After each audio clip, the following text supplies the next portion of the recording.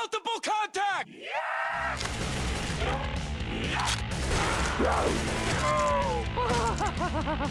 Fuck off! What is up, freaks? My name is Freaky, and if you clicked on this video, you're struggling with Black Ops 3, or at least you want to know how to stay alive longer and win more gunfights. Now, this video is going to help out the people that are struggling, that are really struggling with the game, and I just wanted to show some tips and tell some people, if you're really having a bad time on Black Ops 3, and maybe it's not your best Call of Duty, maybe you picked it up and you're just slopping it, you're just basically not even hitting a goddamn target that's sitting still. I know it happens, you see it at the edge of the map, you're trying to shoot somebody, and you're missing every single bullet, and then some guy comes up behind you and cracks your neck from behind. I know it happens, and once a new Call of Duty comes out, not everyone is familiar with it, not everyone got to play the Black Ops 3 beta. I know, it's understandable, but for now I have some tips that you may learn something useful that will help you out in your Black Ops 3 game, and maybe win some more gunfights, maybe win some more matches, and maybe overall just make you a better Black Ops 3 player. Now, before we get into the meat and potatoes of this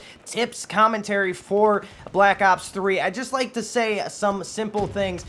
The sound for footsteps is not really there. So if you're one that likes sound whoring in other CODs, it's not really there. Stop thinking that it's there. It's not really there. It's like a Black Ops 1 and 2 where it's not as punchy. You can kind of hear it unless you crank up your headset and make your ears bleed.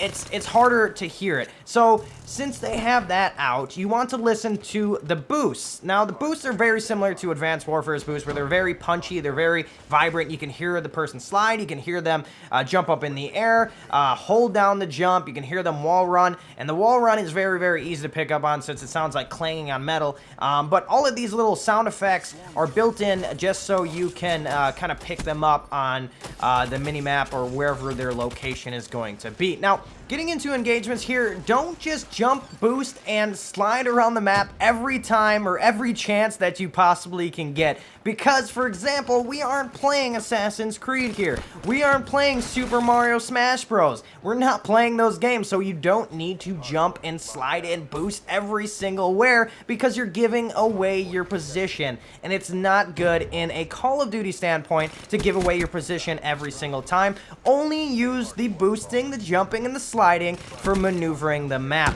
Now, this is a tip that a lot of people already know in Call of Duty, but I know a lot of people don't use these. These are the next two upcoming tips.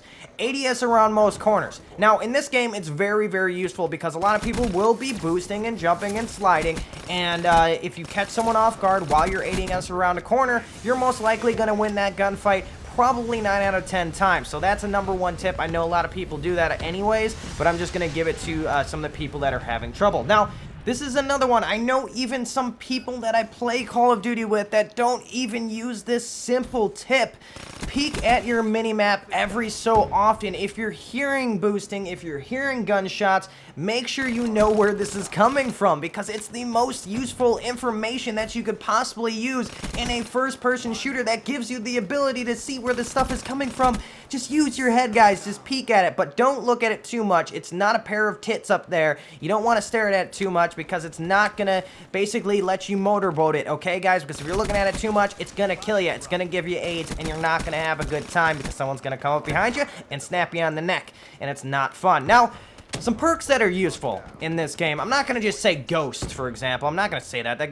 That of course, Ghost is useful. But these are some perks that go under the radar. Sixth Sense. Now, a lot of people actually still use Sixth Sense, and I think it's the easiest way to, run around the map without thinking that there's going to be a camper in a corner, or if you're running around the corner and making sure you want to check the corner without actually having to look.